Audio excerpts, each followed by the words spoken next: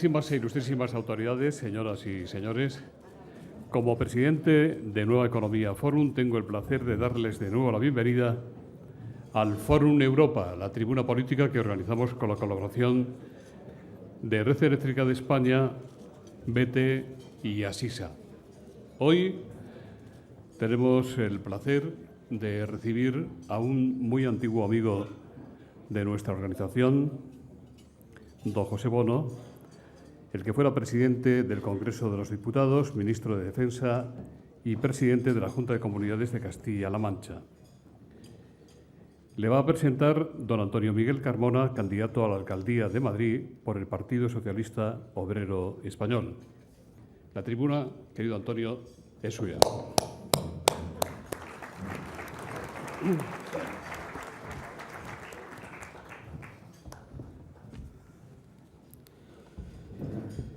Un reputado y conocido periodista, cuyo nombre, don José, me reservo, me decía hace unos días, al poco de leer los datos de las audiencias de su televisión de la noche anterior: hemos entrevistado a don José Bono y otra vez nos ha dado buena audiencia. Es un, me dijo, evergreen, un siempre verde. Esta es la expresión inglesa con la que en televisión se distingue a aquellas personas que sobresalen, lo que llamaría un granadino, los viejos rockeros que nunca mueren. Buenos días a todos. Para mi gozo personal pregunté precisamente también por el éxito en pantalla de una afamada mujer, descuidada, es verdad, en la conducción y el respeto a las normas, que también estuvo días atrás en una entrevista en otra tele y en la que, tras explicar durante 50 minutos la diferencia entre corrupto, sospechoso, talentoso, imputado, recluso y presunto, obtuvo 2,5 puntos menos que la media del programa. Ever Black, como las tarjetas. Habrán adivinado que, como dijo el músico, pongamos que hablaba de Madrid, porque presentar a Bono es como cogerse un día de moscosos. Todo el mundo lo conoce y, lo que es más importante, mayoritariamente lo reconoce. No incurriré para ahuyentar a los perversos en la anécdota que protagonizó un alcalde, telonero también de José Bono, que para darle paso en el mitin dijo: y ahora viene el gran don José Bono, que como todos sabéis es impresentable. Quería decir el buen hombre que no necesitaba presentación. Te presento y me presento. Quiero oficiar como introductor del cargo para el que aspiro, alcalde de la Villa de Madrid.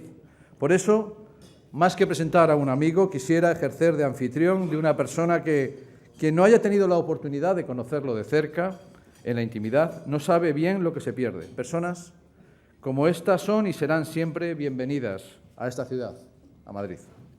Quisiera ser breve y me niego a hacer una lectura al uso de la biografía de don José Bono, entre otras razones porque no tendría siquiera tiempo. Uno de los hombres con razón y visión de Estado que sin duda ha parido nuestra nación, España. Un abogado rebelde, comprometido e inquieto. Un político cercano, moderado, ambicioso, vanidoso. Un político todoterreno, un animal bravo de la política. Cuentan de él que pidió a la Guardia Civil que localizaran a un consejero, cuyo nombre conozco y no voy a decir, que se fue el fin de semana y dejó encendido la luz de su despacho. A un cargo público de su pueblo y familiar cercano, que ante un guardia de tráfico invocó ser pariente del presidente de la Junta de Castilla-La Mancha para eludir una multa de tráfico o quizás un control de alcoholemia, lo cesó en el acto. Telefónicamente, además, antes de que tuviera oportunidad de hacer un segundo test de alcoholemia. No todos pueden decir lo mismo, me refiero a los guardias.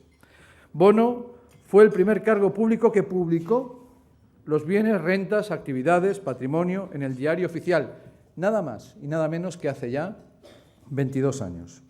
El primer político que quiso que los maltratadores estuvieran con sus nombres y apellidos en los periódicos, para romper el velo de intimidad que los protege. Un presidente que, tras muchos años en Castilla-La Mancha, sin gürteles púnicas y sin generar unos semilleros de empresas ni endogamias públicas, cerró su periplo con una región desarrollada, con autoestima, con orgullo y, por cierto, sin deuda pública. José Bono ha sido un gran, además, ministro de Defensa. Hoy su libro, precisamente, nos ocupa, el que trajo las tropas de Irak, sin ruido y sin muertos. El primer ministro que estrechó la mano a la administración norteamericana, enfadada por nuestra marcha. Fue la persona que devolvió algo de honor y dignidad a las maltratadas familias del Jack 42. Querido comandante, yo que soy oficial del Ejército del Aire en la Reserva, te diré a tus órdenes y en nombre de todos, muchas gracias. Pero Bono es también el ministro que arrestó a Mena y cantó las 40 a los nacionalistas más disparatados. Este es el Bono maestro a quien me corresponde presentar.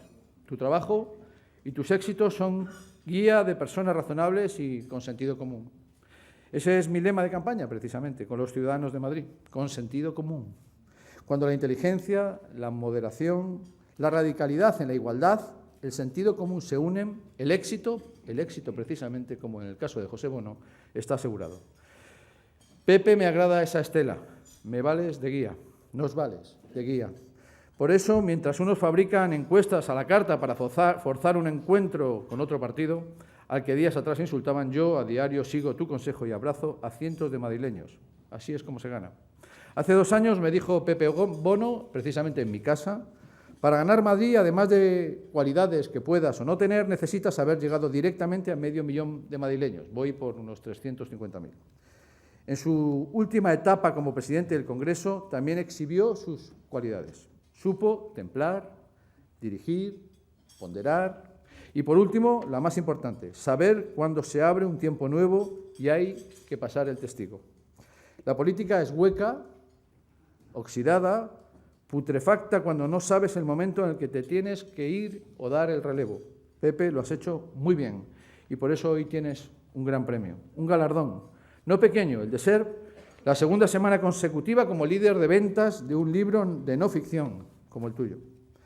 Por si tuviera que poner como colofón aquellas de las cualidades que te adornan, diría una que comparto y me impulsa, el amor a España y la moderación en la política. Esas son también mis señas de identidad que yo he aprendido de ti. En ese punto me igualas, pero es el único punto en el que no me aventajas. Coincido en que el PSOE ha pecado a veces de tibieza extrema al acercarse a los separatistas catalanes. Coincido en que no ha nacido nadie que valga más que nadie, aunque tenga cuentas en Ginebra o en Getafe. Comparto que con sectarismo, comparto contigo, no se va más al médico por úlcera de estómago o a los tribunales, por repartir lo público entre los amigos, como se ha hecho en tantos lugares, y especialmente el viejo Madrid, que en mayo enterraremos. Con sectarismos se pierde, con moderación se gana. Coincido, como por cierto avanzabas en tu libro A vueltas con el futuro, en 1993, que este país necesitaba reformas profundas y muchas de ellas no se han hecho. Como candidato a la alcaldía de Madrid, quiero decir, además, que la capital de España vuelva a ser el kilómetro cero de la decencia, rentabilizar ser la capital del español en el mundo. Quiero devolver el orgullo de ciudad y enterrar con 7 llaves las púnicas, las gürteles y las apropiaciones indebidas que se han producido en los últimos años. Quiero liderar una ciudad limpia, en 6 meses voy a dejar la ciudad como una patena, ilustrada, porque es una ciudad ilustrada, aunque a veces por sus líderes políticos no lo parezca, solidaria, divertida, próspera. Una ciudad en que las personas decentes se avergüencen de las tropelías ajenas y no convivan con la impunidad. Quiero, en definitiva, y por este orden, seguir siendo tu amigo y, además, ser tu alcalde, para que, de paso, me devuelvas esta faena que estoy haciendo. Te espero como pregonero de esta ciudad. Siempre a la orden, gracias a todos por su paciencia, y tuya, solo tuya, querido José, es la tribuna. Muchas gracias.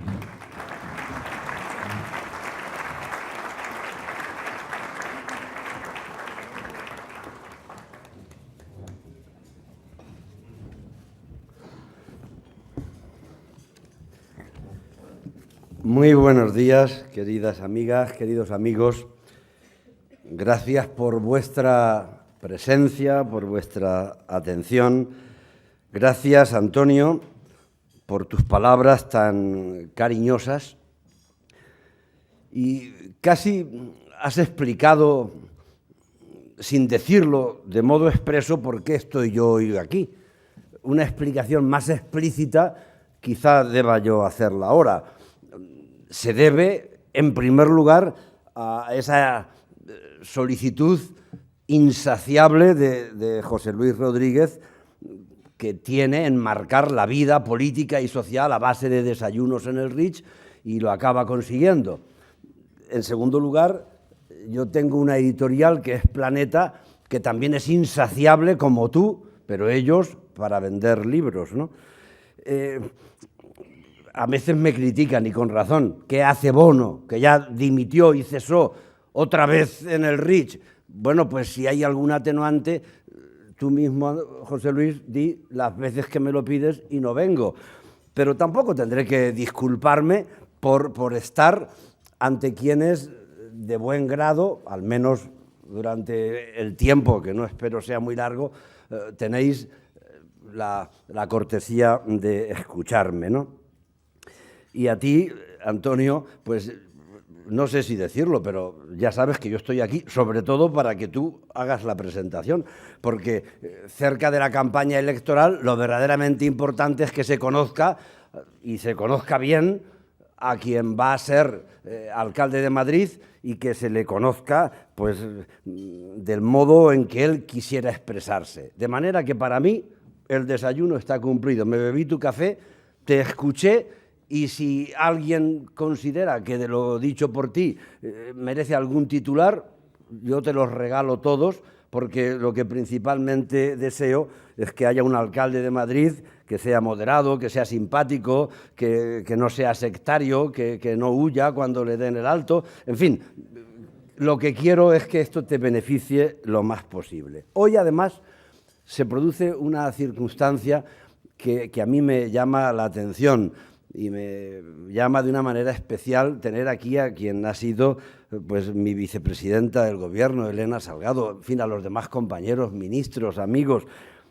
El actual alcalde de Toledo, que no se quedará solo, aunque ya es importante en ser alcalde de Toledo, será presidente de Castilla-La Mancha, y yo creo que muchas más cosas, y le agradezco sinceramente que también esté aquí. Pero hoy se da una circunstancia que yo no he buscado. Justamente hoy, hace exactamente 9 años, yo estaba en mi último Consejo de Ministros leyéndoles a los ministros, a algunos aquí presentes, Magdalena, Jesús, la causa de mi dimisión, que entonces les decía, literalmente, me lo he traído, no me gusta la deriva nacionalista de la izquierda y soporto de mala gana esta deriva. ¿Qué sentido tiene, decía, que un gobierno presidido por un socialista venga ahora a poner en solfa la Constitución? Lo mejor para todos es que mi salida del gobierno no sea un sonoro portazo. Por eso diré que me voy por razones personales. Y efectivamente, a mi persona afectaban.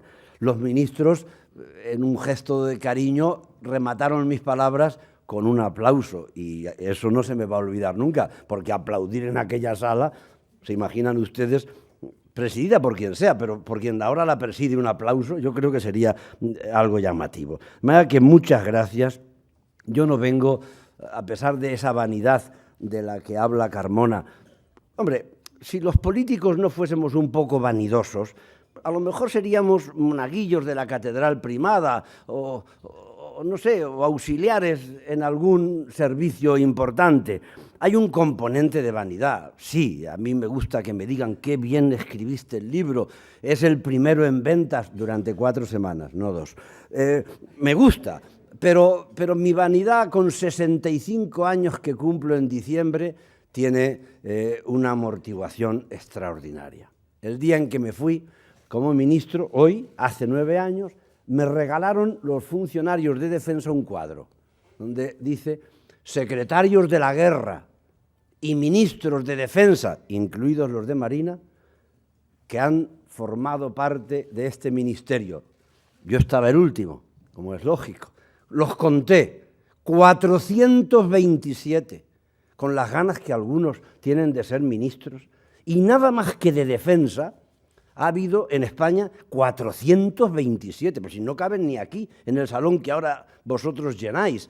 Quiero con esto decir que cualquier vanidad por haber sido ministro o presidente del Congreso está amortiguada por el número. Somos tantos que, francamente, no creo que tenga uno que tener ningún tipo de presunción. Por eso empecé en el libro con una cita de Amin Maalouf que me gustó mucho, Me dice, mi vida no es nada del otro mundo, pero es mi vida.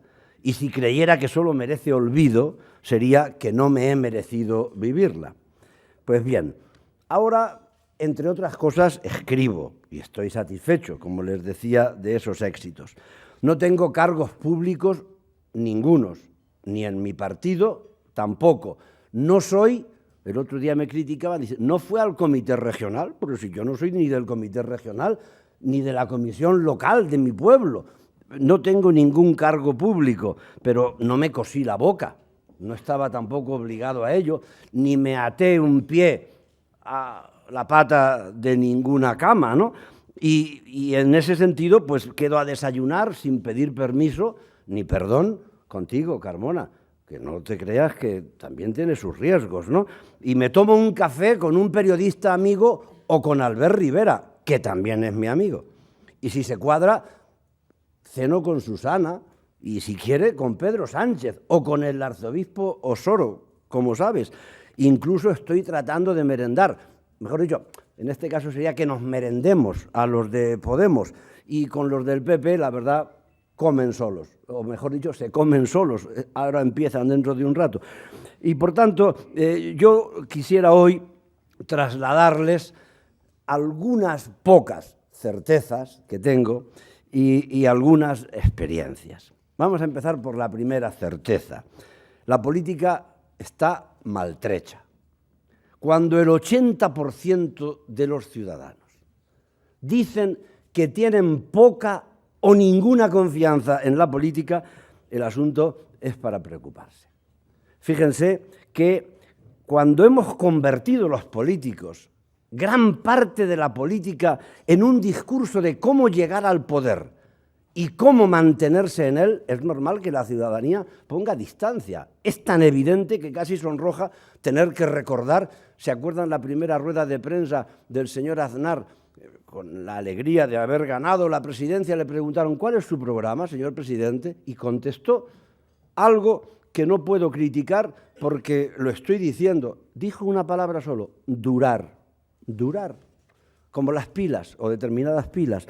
Cuando durar en el poder se convierte en un objetivo que se expresa de ese modo tan claro, pues es normal que la ciudadanía ponga distancias respecto de la política.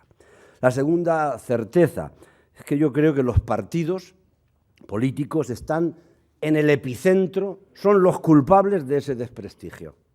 Se podrían hacer muchas consideraciones más matizadas, pero esta es la que hago. Miren, los partidos han sido estigmatizados por los totalitarismos, pero que hayan sido víctimas de los totalitarios no significa que tengan bula para no hacer los cambios que la ciudadanía cualquier día se va a manifestar en contra, aunque miren que es difícil manifestarse en contra de un sistema de partidos que conduce a esta situación. Bobbio, aunque parezca mentira, lo escribió hace ya 20 años. Decía que los políticos son navegantes dedicados a cerrar boquetes que aparecen en el casco de un barco ya viejo. Pues bien, yo creo que ahora, además de tapar esos boquetes en el casco de un barco viejo, los políticos lo que tendríamos que hacer es cambiar de barco. Cambiar de barco porque el barco viejo ya no se le pueden tapar más boquetes. Hay que cambiar de barco. Y en gran medida hay que inventarse o descubrir unos horizontes a los que merezca la pena ir con el nuevo barco, porque a cualquier viaje ya no está dispuesta a subir determinada tripulación. Mi partido, el PSOE, ha vivido y ha sobrevivido 140 años. Cuando algunos dicen que estamos en un mal momento, hombre, los hemos tenido mucho peores. Un partido con 140 años que ha conocido el exilio y la clandestinidad y la cárcel no puede decir ahora con verdad que está en el peor de sus momentos. Pero es un momento en el que los que somos afiliados hemos de estar más que nunca con el Partido Socialista. Yo les voy a hacer una confidencia para despistados interesados. Yo pienso ser de los míos mientras viva y tener el carnet de mi partido siempre. Eso sí, aprendí en él, cuando las ejecutivas eran de 13, yo tuve la suerte de que Felipe, porque siempre las ejecutivas eran así, te ponían, te elegía un congreso, te aplaudían, pero el que te había puesto era el que te ponía, ¿no? Éramos 13 o 15 y yo recuerdo que Felipe nos animaba a discrepar en las comisiones ejecutivas. Esto es una cosa verdaderamente insólita. Yo doy fe de que era así. Claro, el que discrepaba de Felipe se exponía a una contestación que Felipe siempre solía dar, ¿no? Pero me acostumbré a decir lo que pensaba y ya no sé diferenciar mi militancia con mi lealtad a mi partido y decir lo que pienso, ¿no? El Partido Popular creo que se equivoca al considerarse hegemónico, porque yo imagino que se toman por las mañanas algunas dosis de determinados periódicos, leen las encuestas que publican en esos periódicos, por cierto, algunas yo ya las conocía por algún dirigente amigo del partido que tenía, que hace 4 o 5 días ya me las había dado. Y en el fondo pensé, ayer, antes de ayer, cuando las leía, pensé que les pasa quizá como ese veneno que se administra mal a los roedores. No sé si se han dado cuenta que algunos venenos mal administrados a las ratas, en vez de matarlas, las engorda. Y esto puede ocurrir con las encuestas. En mi caso, en Castilla-La Mancha, fui presidente 21 años. Tuvimos 6 mayorías absolutas. Bueno, hubo un periódico de los de siempre que publicó en las 6 ocasiones que las encuestas que había hecho el periódico les daba mayoría absoluta al Partido Popular. Ya llegamos a un trato. Les dije al PP, mire, pues ustedes ganen en el periódico y nosotros ganaremos en las urnas. Y así siguió ocurriendo. El Partido Popular, si no hace más que mirar lo que ha ocurrido, lo más cercano, ahora Andalucía verá que tiene más costaleros en la procesión que seguidores o que fieles. Y necesita taller. El PSOE también necesitaba taller y estuvimos un tiempo en el taller, un tiempo demasiado largo, ¿no? Pero el PP lo necesita. Yo he pensado que quizá una manera de demostrar que necesitan taller son 2 comunicados suyos. Es verdad que uno es del año 2009 y el otro también, uno de junio y el otro de julio. ¿Ustedes creen que un partido que hace un comunicado oficial diciendo que el señor Bárcenas es un ejemplo de profesionalidad y buen hacer y que su decisión, la de dimitir, está más guiada por la lealtad a la organización que por ninguna otra cosa, no necesita taller cuando todos sabemos lo que sabemos? Un partido que a sus tesoreros los tiene como los tiene, necesita entrar al taller pronto y no cabe equivocarse. Dicho lo cual de mi partido y del Partido Popular, yo quisiera decirles que tampoco imagino una política en la que lo asambleario, lo digital o lo telemático pues sustituya los cauces actualmente, digamos, tradicionales. Yo conozco partidos con mucha cabeza y con pocas extremidades.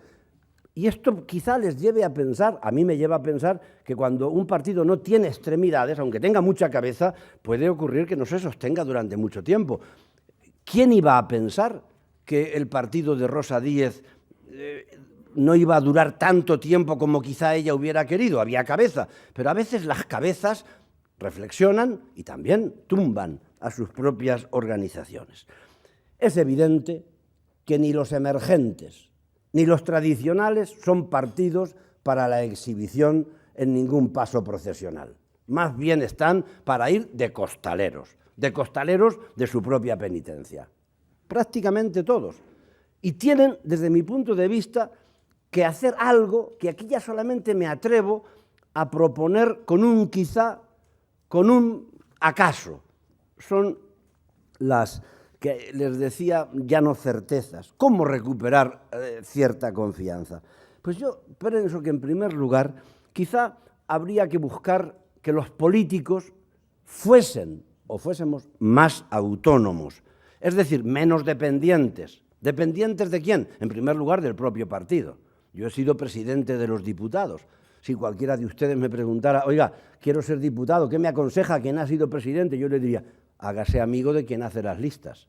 Mucho más eficaz que de quien las vota, porque cualquier persona, valga o no valga, en un lugar adecuado, es diputado o es concejal. Y esto ya los ciudadanos lo han percibido. Y esto es, desde mi punto de vista, malo. Políticos que digan lo que piensan. Yo he leído, cuando Zapatero me propuso ser presidente del Congreso, me leí los diarios de sesiones republicanos. Y el presidente empezaba las sesiones diciendo, señores diputados que desean hacer uso de la palabra esta tarde. Y se apuntaban 15 o 20. Del Partido Socialista a lo mejor 5. A mí aquello me llamaba la atención. Digo, ¿cómo? ¿5 para el mismo asunto? Pues sí, había 5 opiniones. ¿No habrá entre todos los diputados del PP 5 opiniones distintas, aunque no se filtren en los mentideros periodísticos? Hombre, yo creo que sí las hay. Y la gente lo sabe. Lo que ocurre es que no dicen lo que piensan, porque el que dice lo que piensa corre el riesgo de que, si no coincide con el que hace las candidaturas, no vuelva a ser diputado.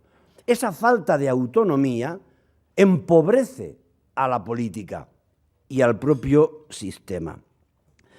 Deben decir lo que piensan y deben mantenerlo, aunque mantenerlo tenga sus servidumbres. Por ejemplo, pongamos ejemplos lejanos a lo que yo represento. ¿Ustedes piensan que en Podemos pueden estar de acuerdo con el modo en que Monedero ha explicado su situación como consultor? Yo estoy seguro que no. Nadie me lo ha dicho, pero nadie lo dice, porque piensan que es desleal decir lo que piensan. En el PSOE nos pasaba igual. Toda España hablaba de Juan Guerra, toda España. Y en la ejecutiva nos reuníamos ni media palabra. Hasta que un día Felipe González dijo, oiga, toda España está hablando de un asunto, tendremos que hablar nosotros. Bueno, yo me atreví con Leguina a hablar, no en la ejecutiva, sino fuera, y desde entonces no me hablan. Pero bueno, esto son servidumbres que tampoco me ha ido mal, oiga, porque no hablándome el fotógrafo, fui presidente del Congreso, ¿no? El fotógrafo, digo, el que no te sacaba en las fotos si te movías o hablabas. Debe haber un sistema, una ley electoral en la que la valía aflore por encima de la sumisión. Es urgente modificar la ley electoral. No se puede seguir así. Es menester la máxima transparencia, pero claro, ese mantra ya de que hay que ser transparentes y los bolsillos de cristal, cuando escuchaba a Antonio decir que en Castilla-La Mancha en el año 95 aprobamos la primera ley en Europa para que los bienes de todos los altos cargos se publicaran en el diario oficial, y se publicaron. Es verdad que fue pasto para psicofantes y calumniadores, pero bueno, desde el 95 están en Castilla-La Mancha. Bien, no merece la pena quizá insistir en la transparencia con lo consabido. En el Congreso de los Diputados, por primera vez, se hizo la publicación de bienes cuando era presidente del Congreso. Yo no sé ya si llamar a la agencia tributaria, no sé quién me cogería el teléfono, para que estudien quizá la posibilidad de que todos los cargos públicos de determinado nivel sean inspeccionados. Yo comprendo que esto quizá sea, hasta es posible que a algún periodista no le guste, que lo diga. No, yo excluyo a todos, solamente a lo mejor en la idea, en la sugerencia, en la ocurrencia, una inspección fiscal universal, de esas que dicen a fondo, de todos los que ocupan cargos públicos. ¿Por qué tener miedo? Yo creo que podría ser ilustrativo. ¿Que cuestan mucho los inspectores? Más se llevó Granados, o Pujol, o, en fin, o Rato. Quiero con esto decir que no es un problema de gasto público para este asunto. Hay que atacar todas las intransigencias en la vida pública y quizá menos una, a la que ahora me referiré. Yo pienso que la moderación es aliada casi siempre de la libertad. Por eso, cuando escucho a algunos emergentes, como el caso de Podemos, que dicen ni más ni menos, en frase que puede tener cierta capacidad de aplauso, que hay que asaltar el cielo. ¿Y dónde pondrán el pie para asaltar el cielo? Y que van a hacer que el miedo cambie de bando. A mí me da miedo que hablen de bandos y que hablen de miedo. Este es un asunto que ya creíamos haber superado con ese radicalismo. Sobrevivirán un tiempo, pero las cabezas acabarán con aquellas organizaciones a las que les falte moderación o sentido común, como es el caso. Esas posiciones ultras, que quizás se den en todas partes. Claro, yo tengo que fijarme en una posición ultra que no fue castigada y que me dolió de modo extraordinario. Mis compañeros ministros se acordarán bien cómo dijo un senador del Partido Popular, sin que fuese castigado ni corregido, sino aplaudido, a los pocos días de ser Zapatero presidente del Gobierno, dijo: Pavía entró al Congreso subido en un caballo, Tejero con una pistola en la mano y Zapatero ha entrado en un tren de cercanías. Deslegitimar la democracia nos tiene que llevar, sin duda, a la deslegitimación del propio sistema. A pesar del modo que tengo de hablarles y de decirles, yo siempre he querido manifestarme moderado, por lo menos en las formas. Oiga, esa gente que solamente es radical en los mítines y luego son sumisos ante los poderosos, que casi nunca son políticos los poderosos, pero no es gente de fiar. Yo en Castilla-La Mancha he intentado, con Emiliano, entre otros, ¿verdad? Nos hemos esforzado moderadamente en arruinar radicalmente a la derecha siempre que nos hemos presentado en los procesos electorales, al menos cuando tuve aquella responsabilidad. Por eso, esas gentes que dicen que hay que ser radicales, yo creo que solamente hay que ser radicales en la búsqueda de la raíz de los problemas. Pero la única intransigencia, como dice Flores de Arcáis, debemos tenerla para aplicar la ley. La ley es, en un Estado de Derecho, el único imperio digno de ser respetado. Felipe González ha dicho en varias ocasiones que en España saltarse las reglas del juego constitucional no tiene castigo. Y cuando esto ocurre, la ciudadanía acaba enterándose, y los jueces, y los periodistas, y los políticos. Y si no tiene castigo, si no hay ningún árbitro que toque el silbato, cuando se produce una infracción a la ley, es normal que la infracción se generalice. Es impune hasta el momento lo que muchos sabían. Yo aquí cuento cómo Puigcercós, que no es sospechoso de ser persona paniaguada conmigo, me dijo cómo en Cataluña se quedaban con altísimas cuantías de las obras públicas para beneficio partidista. Rodríguez Ibarra, delante del rey de España, delante de Alberto Ruiz Gallardón, ministro de Justicia después, dijo, cuando le acusaron de que no había en Cataluña dinero para ordenadores de los niños, como él sí había dado en Extremadura, dijo, claro, porque os quedáis con el 3% en el partido de las obras públicas. Si los dedicarais a ordenadores, no ocurriría esto. Y preguntó Pujol, en esa misma reunión, ¿quién ha dicho eso? Ibarra contestó, Maragall, antes de que llegaras. Cuando es impune quedarse con el 3%, hasta incluso es honorable, hasta el que lo hace es palmeado e invitado a comer en el Parlamento al que ha pertenecido, comprendan que hasta puede verse normal que un teniente general como Mena dijera que o el Estatuto de Cataluña, aprobado por el Congreso, era tocado o el rey abdicado, el rey Juan Carlos, tendría que hacer las maletas e irse de España. Y casi no iba a ocurrir nada. Fue el gobierno de Zapatero el que lo cesó y lo arrestó. ¿Pero qué ocurrió? Aquí es donde digo que ser transigentes con quien se salta la ley nos viene mal, seamos de derechas o de izquierdas. Pues miren lo que ocurrió. El Partido Popular dijo, la culpa de lo que ha dicho Mena es de Bono, bien. Un tal Bardají dijo, no hay nada reprochable en las palabras de Mena, todo lo contrario. Otro, Elorriaga, es inevitable lo que había dicho Mena. Otro, su gesto es admirable. Pues así andamos. Con lo cual parece que está mal que se diga que no podemos aceptar ni la España de los pregolpistas como Mena, que no respetan las decisiones del Parlamento. A mí tampoco me gustó y me fui, Pero yo no era militar. Los militares no pueden dar opiniones no neutrales acerca de una ley votada en Cortes, le guste o no le guste al ministro. Ni la España de Mena, ni de los salvapatrias, ni la España de la secesión y del independentismo trabucaire y egoísta, que lo que predica en el fondo es, como pagamos más impuestos, vivamos mejor. Pero ¿quién desde la solidaridad puede apoyar esto?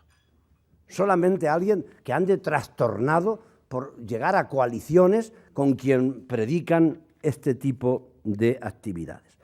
No les quiero cansar más, pero la intransigencia en el respeto de la ley tiene que ser la clave. Les cuento algo que en el libro doy cuenta detallada y voy acabando. El mercadeo está bien en los mercados, pero no está bien en los gobiernos. Tú vete poniendo más dinero, le dijo Artur Mas a Zapatero, y yo voy quitándolo de nación. Pues ¿cuánto querrá ese hombre a su nación que está dispuesta a quitarla por dinero? ¿Y no se podrá decir esto en el Rich sin que te acusen de populismo? Yo lo acabo de decir en Barcelona, en la radio de la Generalitat y en TV3. He podido decirlo e incluso hasta me han saludado por la calle con amabilidad. Pero tendremos que callar que no es moralmente aceptable. Tú vete poniendo más dinero que yo voy quitando lo de nación. O lo que le dijo a otro periodista, acabaremos pidiendo la luna y lo grave es que nos la concederán.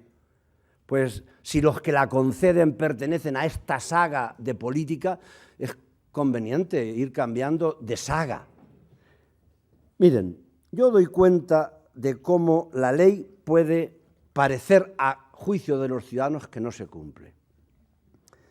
En concreto, con un asunto bien llamativo y bien grave, el Yacolep. Subieron a 62 militares a un avión del que sabía el ministro y el Estado Mayor que no podía volar. Habían sido advertidos, y lo acredito.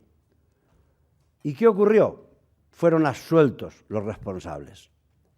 Pero además entregaron a las familias los cadáveres sin identificar, al montón.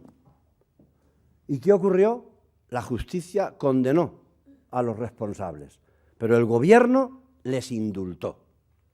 ¿Qué sensación tienen quienes conocen este asunto? Que en España no se ha hecho justicia. Que no se ha hecho justicia en este asunto. Y la pregunta es clara. Oiga, si en ese avión, en vez de ir los 62 militares, hubiéramos ido 62 de los que estamos aquí, ¿ustedes creen que hubiera acabado igual el juicio? Estoy seguro que no. Miren, cuando un abogado decente responde a su cliente que el caso que le plantea depende del juez que nos toque, las cosas no andan bien. Cuando se puede encontrar juez de cabecera, o al menos buscarlo, las cosas no van bien. Yo fui un día, pues equivocadamente, a una manifestación que decían que era contra ETA, pero era contra Zapatero. Yo era ministro de Defensa, era llamativo ir, pero fui. También fue Gallardón y también fue Esperanza Aguirre. A Gallardón y a mí nos insultaron, a Esperanza la aplaudieron. Y como consecuencia de aquellas agresiones, a mi persona, ministro entonces, se detuvo a quienes podían haber sido responsables. Los policías que instruyeron aquel caso fueron enjuiciados y condenados. Uno de ellos, el comisario Rodolfo Ruiz, cuento en el libro, me ha escrito un mail que dice: señor Bono, los policías que actuamos contra los que le agredieron en aquella manifestación fuimos condenados. No, por si acaso no me han entendido bien. Los policías que actuamos contra los que le agredieron en aquella manifestación fuimos condenados por la Audiencia Provincial de Madrid. Y escuchen, en mi caso, a 5 años de prisión.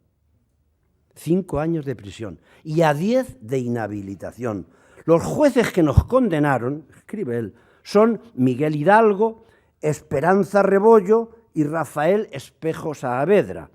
Posteriormente, la sentencia de estos jueces fue casada y anulada por el Tribunal Supremo. Pero la justicia, sigue él, llegó tarde. Por lo menos llegó tarde para mi esposa, que atormentada y desesperada de tanta injusticia, acabó quitándose la vida. El PP y sus medios de prensa afines me han robado vida y felicidad.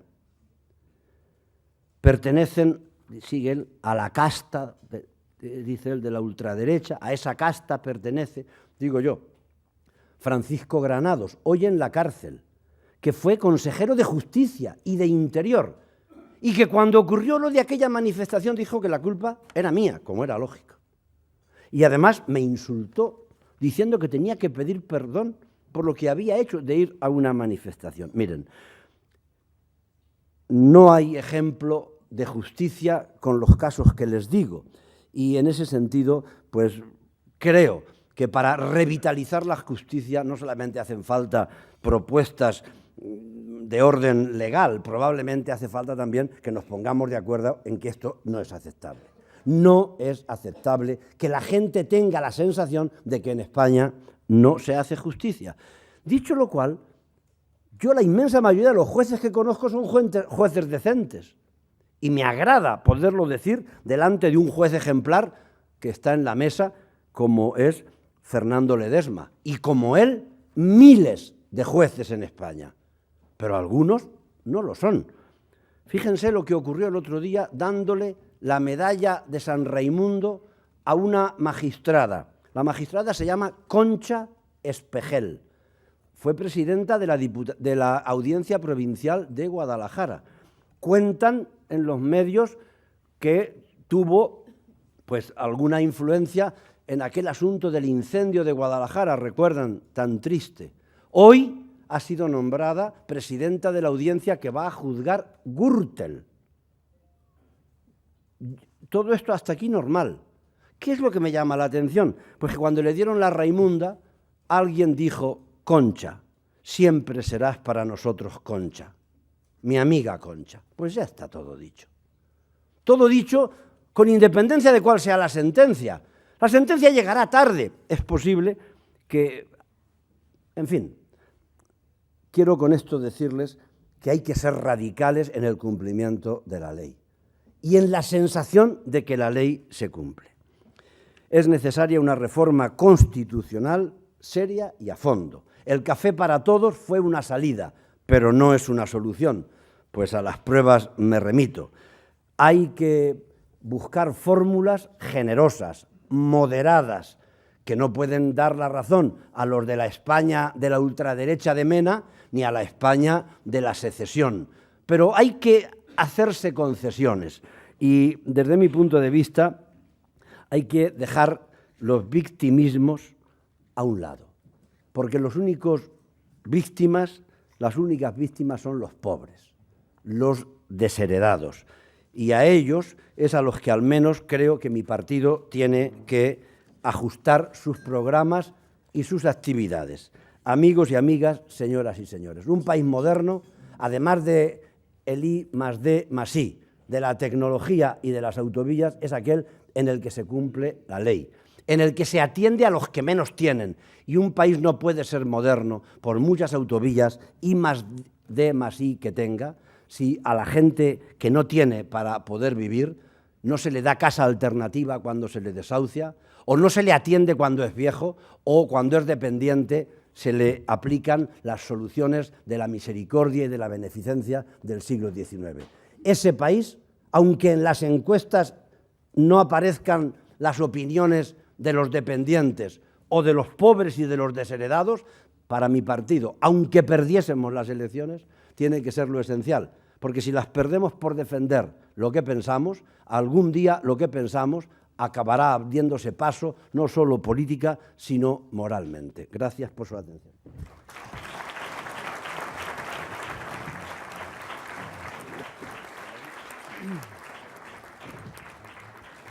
Muchas gracias, don José, muchas gracias, don Antonio. Muchísimas preguntas. Si le parece, empezamos por esta de Antonio de Juan, que dice: ¿cómo ve usted desde esta parte de la platea la inusual Junta Directiva del Partido Popular? ¿Qué le parece el titular de un medio digital esta mañana?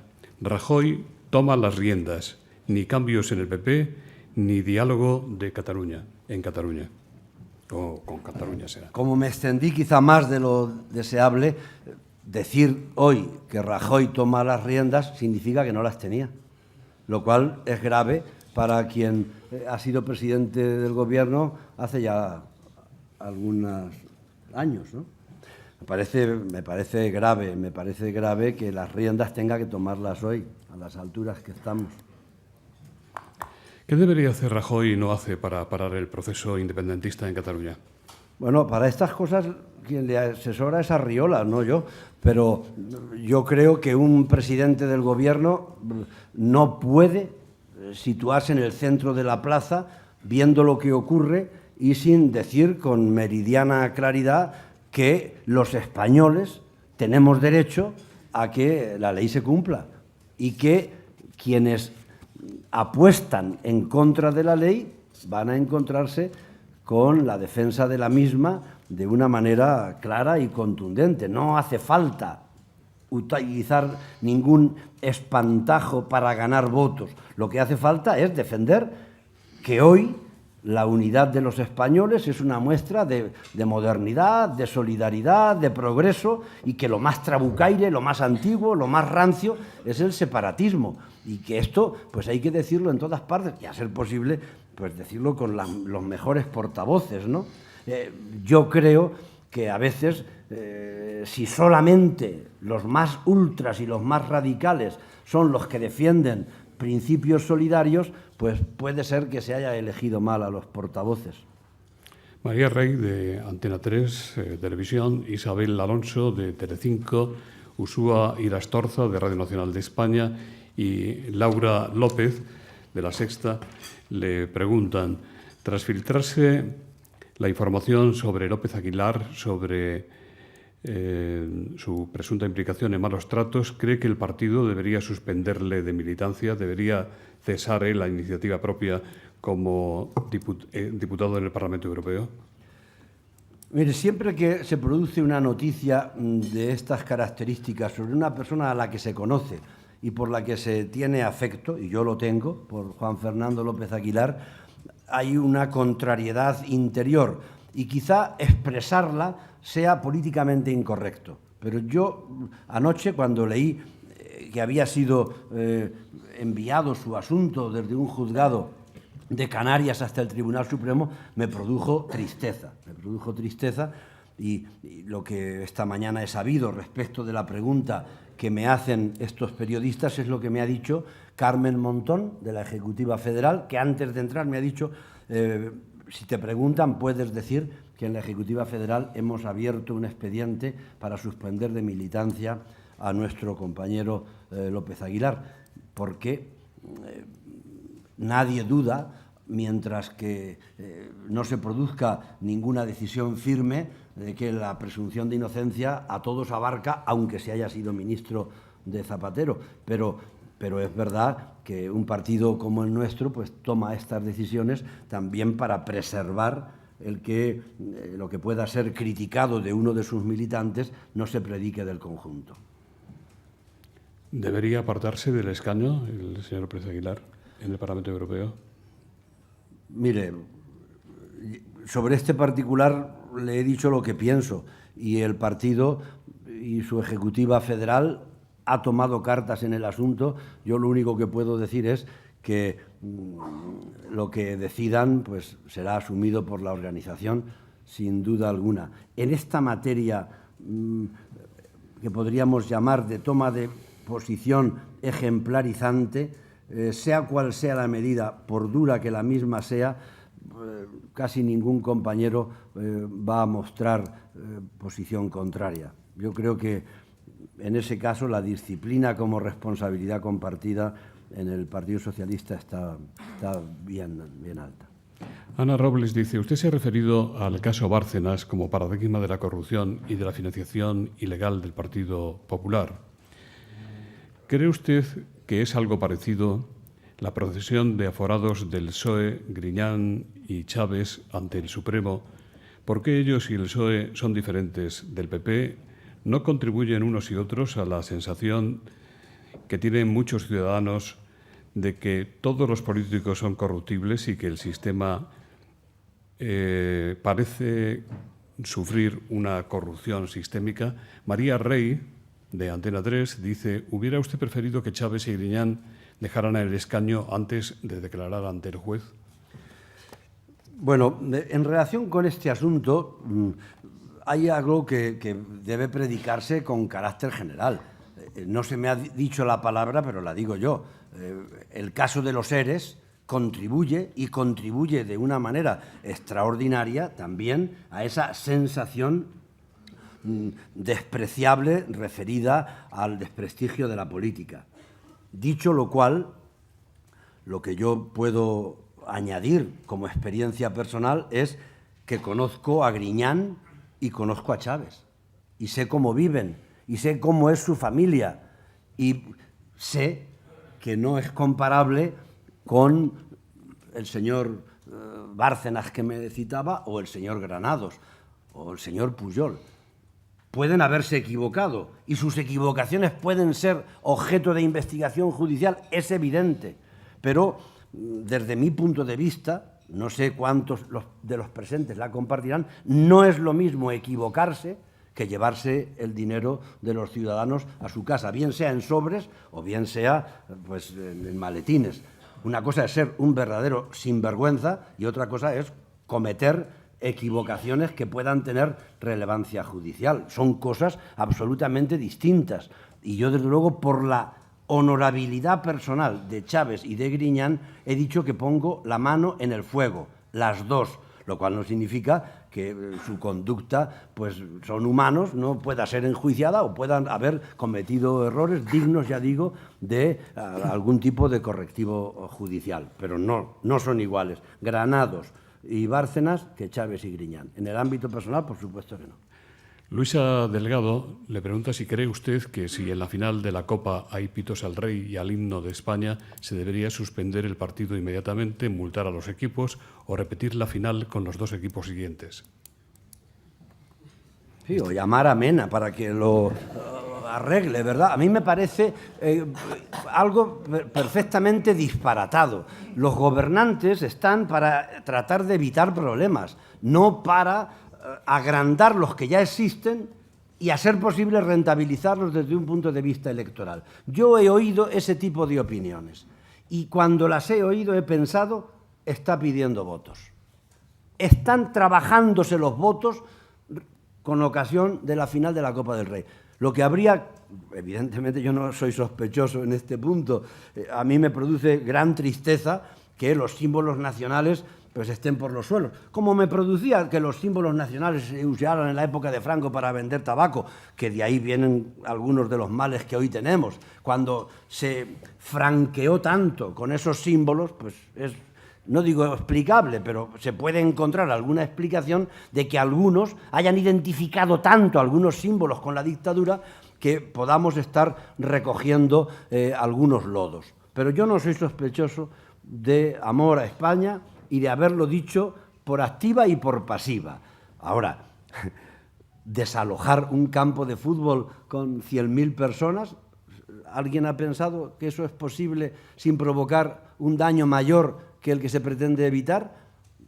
Yo creo que hay que ser, decía, intransigentes en que se cumpla con la ley, pero hay que ser prudentes para que no se produzca pues, mucho más daño del que se pretende evitar.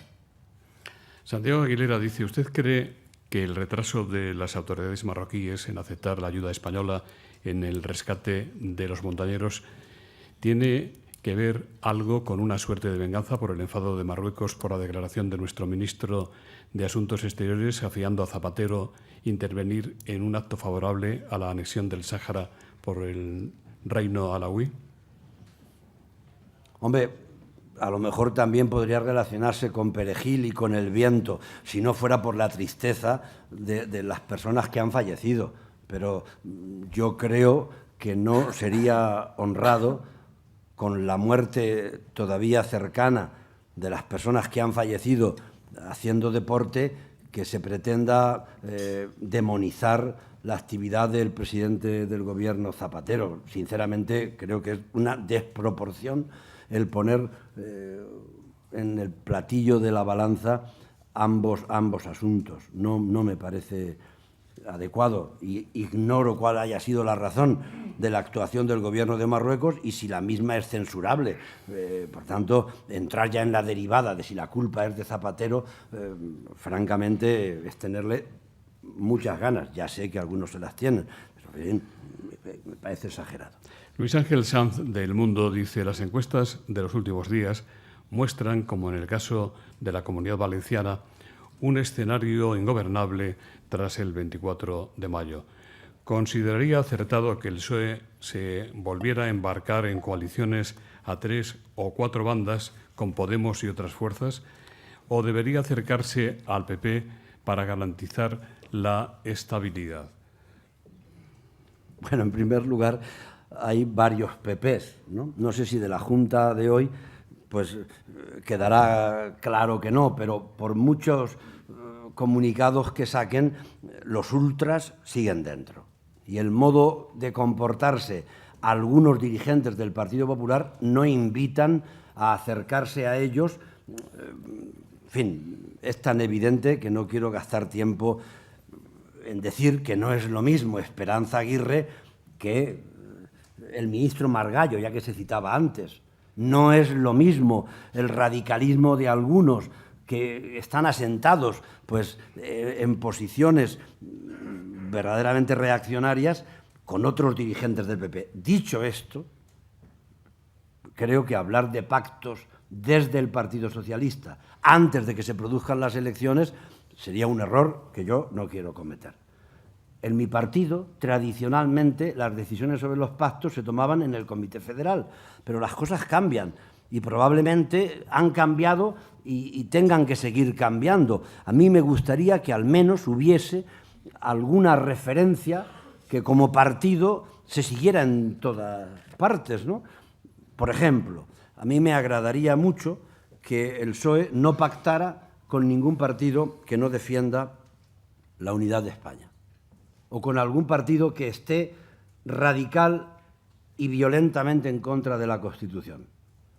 A mí no me parece que sea razonable pactar con quienes defienden la autodeterminación, eso que llaman el derecho a decidir de unos pocos frente al derecho de decidir de todos.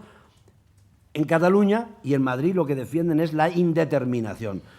A mí me gustaría que el PSOE sea, como decíamos en Santillana del Mar, el partido que más se parece a España, y que esa sea un límite, un hito con el que no pactásemos. Otro probablemente tenga que ser también el de no pactar con las gentes que o están en la cárcel o a punto de entrar, ¿no? Tampoco creo que debamos estar pactando con los psicofantes. Yo, mire, cuando hablábamos de la política de pactos y alguien no ha preguntado directamente por Podemos, oiga, cuando dicen, lo preguntan, pues sí, me adelanto.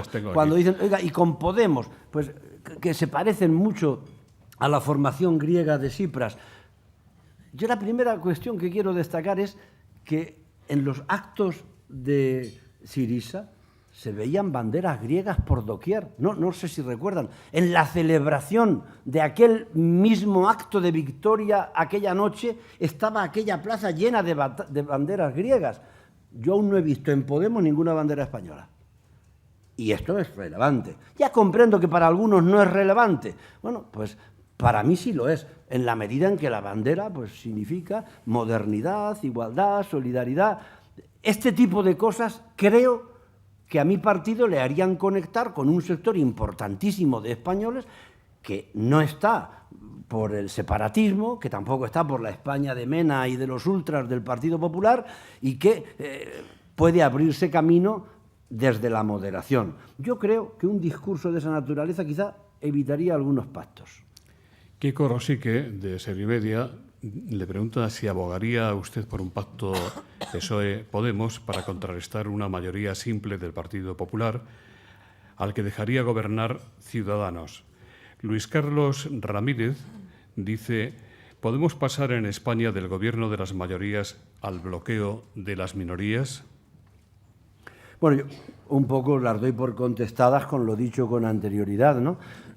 Cuando llegue la situación después de las elecciones, pues ya se verá. A mí me agradaría que en mi partido hubiera un criterio general, porque el Partido Socialista, aunque se llama federal en su estructura, pero no es un partido confederal y mucho menos una partida de aventureros en que cada uno hace lo que quiere. Y a mí me agradaría que se parezca a los españoles y que, con independencia del bien inmediato que pueda suponer una alianza, pensemos en una alianza de más calado, de más recorrido y pensando, pues, no solamente en las municipales o en las autonómicas, tenemos también elecciones generales y creo que no debemos, por gobernar en mi pueblo, que por cierto, cuando dicen el PSOE de Bono, en mi pueblo hay 7 concejales, los 7 son del PSOE, no son ni de Izquierda Unida ni de Podemos. Ese es el PSOE de la agrupación de Bono.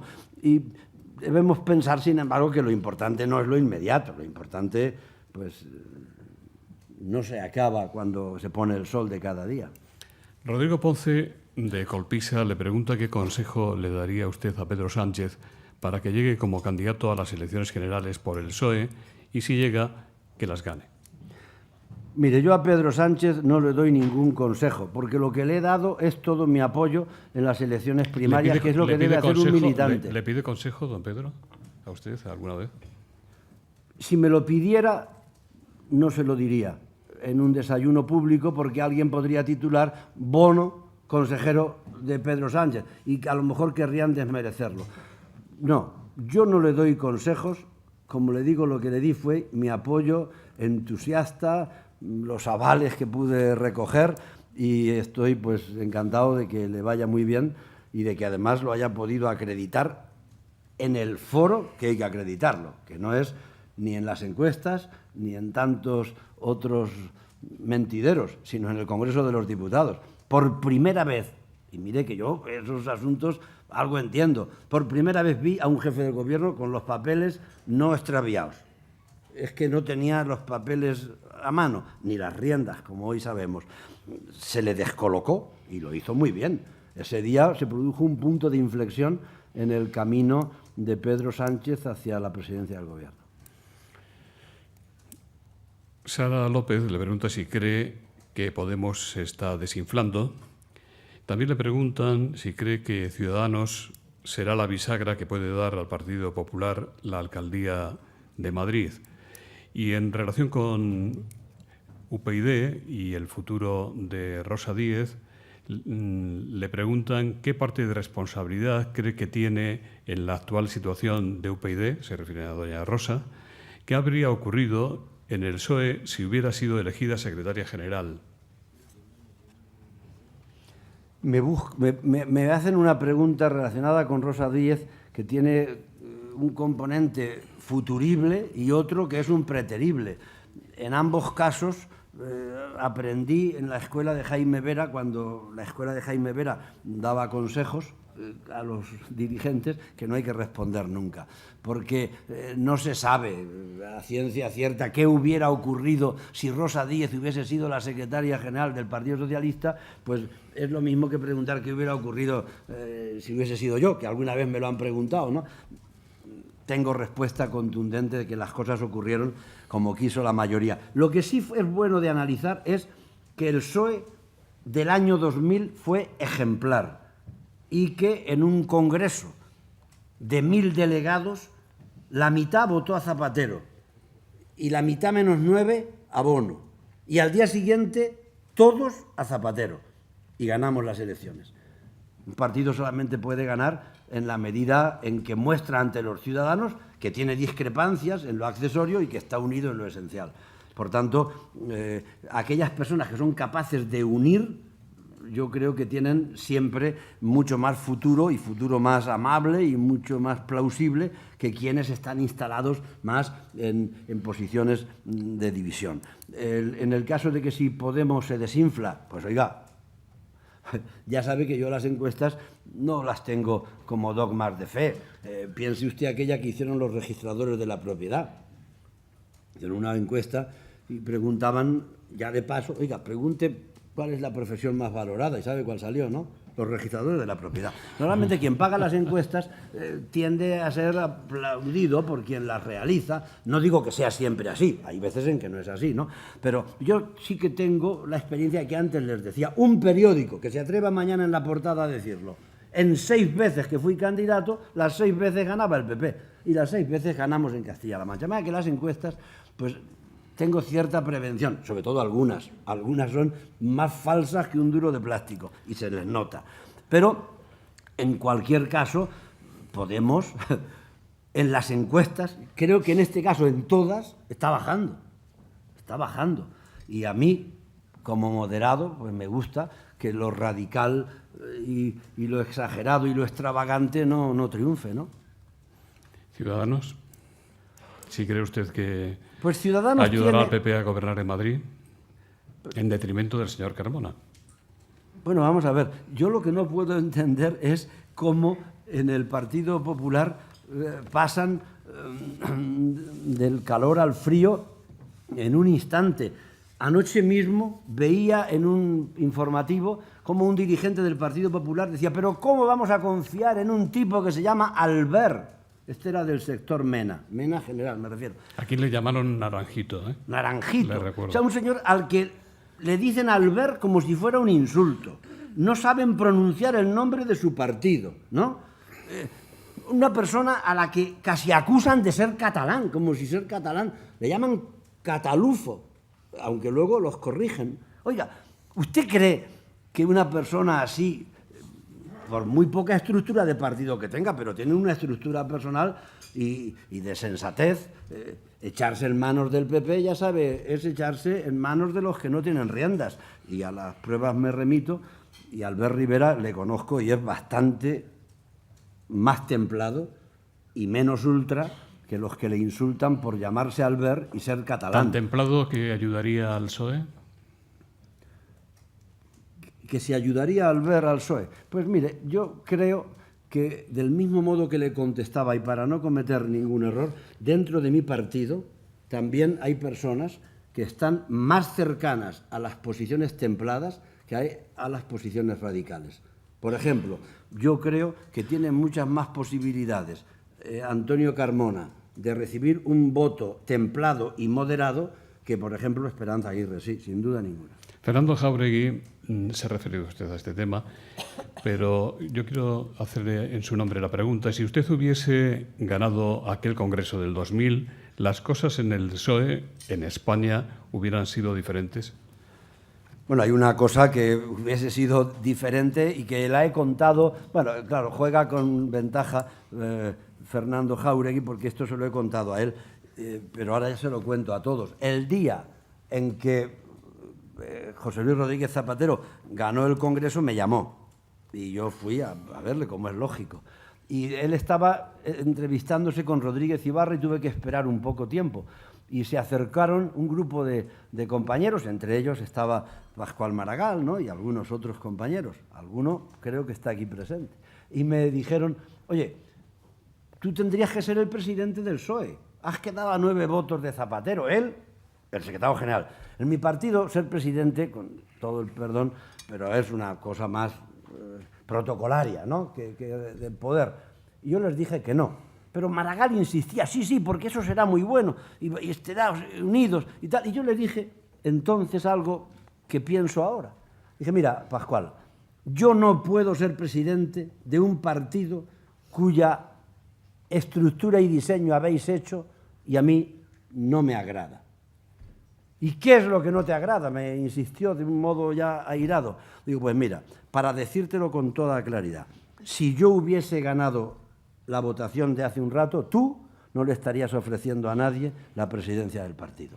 Esa es una cuestión bien clara que luego pues, me llevó a escribirle al presidente Zapatero una carta diciéndole, mira, tengo un alto nivel de coincidencia contigo y de lealtad y de afecto, pero yo no coincido con lo que hemos hecho respecto del Estatuto de Autonomía de Cataluña, entre otras cosas porque creo que fue un invento que no era prioritario para los catalanes y según una encuesta que publico del Instituto de Opinió de Cataluña, de la Generalitat, estaba en el lugar 24 de las preferencias de los catalanes, pero claro, a base de repetir España nos roba y España es la madrastra, pues ya mucha gente piensa que viven mal, los que viven mal en Cataluña, que no son todos, pero los que viven mal por culpa de España.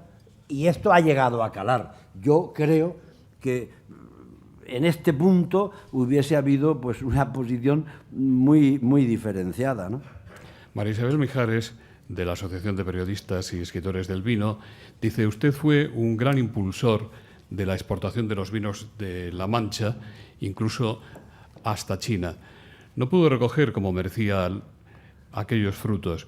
¿Cómo ve hoy que Castilla-La Mancha haya sido la sede de la segunda cumbre internacional del vino? ¿Era eso lo que quería y buscaba usted? Antonio Ramírez le pregunta qué opina del tratamiento que el Partido Popular ha dado al sector primario y al industrial de Castilla-La Mancha, región que usted presidió durante tantos años.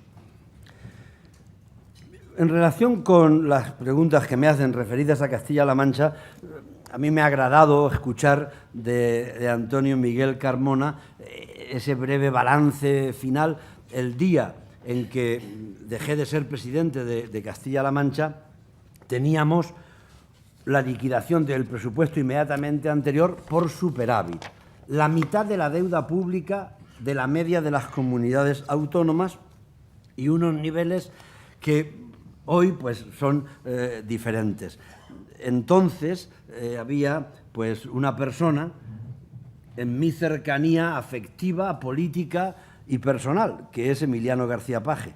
Y respondo a todos diciendo que por el momento, aunque he sido a veces vilipendiado por dirigentes del Partido Popular de mi tierra, no les quiero responder de la misma manera. Y creo que es más correcto y es más elegante decir que probablemente los males que se contienen en las preguntas formuladas empezarán a encontrar solución cuando Emiliano García Paje sea presidente de la región. Ya sabe, don Emiliano, que usted está invitado a venir a esta tribuna y explicar su programa. Antes de las elecciones, ¿no? Antes de las elecciones, incluso después. Bien, no, después estoy seguro que así será, pero antes vendría bien también. Gracias. ¿Me permite que le haga una última pregunta a don Antonio Carmona? Ah, claro, por supuesto. Sí, es para lo que hemos venido. Claro, ¿quién va a ser el segundo o la segunda en la lista socialista para las municipales de Madrid? Es ya Puri Causapie, conocida experta en servicios sociales y, desde luego, conocida feminista, amiga mía, persona muy preparada, como toda la lista. Como quise demostrar, la número 2 del Partido Socialista iba a ser mejor que el número 1 o la número 1 del Partido Popular, pues ahí la tiene, Puri Causapie. Ya lo es, ya lo hemos aprobado. ¿Y el tercero? El tercero es Ramsés Pérez Boga, que es el presidente de los inspectores de Hacienda. Yo, para arreglar las finanzas públicas, no elijo a economistas estrella, yo lo que elijo es a expertos que arreglen las finanzas públicas, y nadie mejor, más experto para arreglar las finanzas públicas que el expresidente de los inspectores de Hacienda de España. Y lo es, hasta hace 2 semanas que yo se lo propuse y lo aceptó. Si me pregunta por el número 33, también le responderé. Me lo sé todos. Mientras no me preguntes por el 1... Señor Bono, su editorial nos ha pedido, y hemos accedido a ello como no podía ser de otra manera, que hubiera una mesa al salir para que usted firmara ejemplares de su libro, que en definitiva también ha venido a hablar de él. ¿Quiere decir algo para finalizar? Sí, pues que como ves son insaciables en Planeta. Pero quiero decir algo relacionado con una pregunta que me han hecho. Me acaban de mandar: López Aguilar pide suspensión de militancia en PSOE tras ser imputado por violencia de género. De manera que no tendrá que recibir ninguna decisión de la Ejecutiva porque ya él mismo ha tomado esta decisión. Muchas gracias. Don José Luis Gastei, en nombre de BT y las otras entidades que hacen posible este foro, va a despedir el acto. Muchas gracias.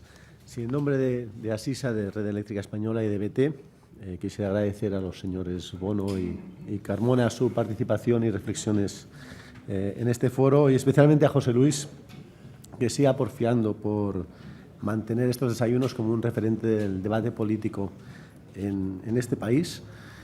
Y finalmente una recomendación que les hago cada vez que llegamos a esta época del año, tengan que debatir, conversar o reflexionar después de este evento, nada como un paseo por el Retiro en primavera en Madrid.